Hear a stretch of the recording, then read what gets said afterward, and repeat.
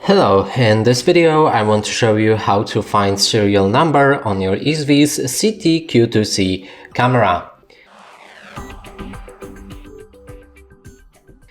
And there's a few methods we can check the serial number. First one is on the camera itself. You can see the serial number on the back right here. Next option is to find the box, and you should see the serial number somewhere on the box.